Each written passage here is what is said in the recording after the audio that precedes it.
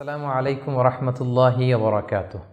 আল্লাহ তাআলা ইরশাদ করছেন, ইয়ামহাকুল্লাহুর রিবা ওয়া ইউরবিস সাদাকাত।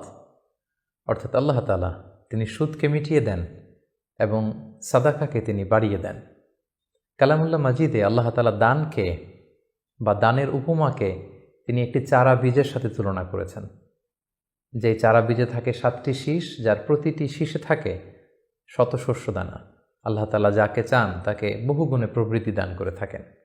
প্রিয় দিনী ভাই এবং বোনেরা, দান মানুষের জীবন থেকে বিপদকে তাড়িয়ে দেয় এবং দানশীল ব্যক্তিকে আল্লাহ তাআলা বড্ড পছন্দ করেন। তাই আসুন দানকে আমরা আমাদের প্রতিদিনের অভ্যাসে পরিণত করি।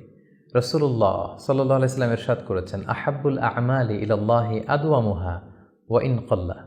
অর্থাৎ আল্লাহর কাছে সবচাইতে প্রিয় আমল সেটি যেটি বান্দা নিয়মিত করে, যদিও সেটা পরিমাণে কম হয়। সম্মানিত সুধী, ফ্যামিলি সাদাকা বক্স একটি চমৎকার উদ্যোগ, যার মধ্য দিয়ে দানকে আমরা আমাদের হ্যাবিটে পরিণত করতে পারি। ব্যাপারটি খুবই সিম্পল। প্রতিদিন ঘুম থেকে উঠে এই ফ্যামিলি সাদাকা বক্সে কিছু না কিছু দান করুন এবং মাস শেষে দানকৃত অর্থগুলো সুবিধাবঞ্চিত কোনো মানুষের হাতে তুলে দিন। পরিমাণে যত কমই হোক, আসুন আমরা প্রতিদিন দান করি। আমাদের কোমলমতি শিশুদেরকে দানের ব্যাপারে আমরা উদ্বুদ্ধ করি।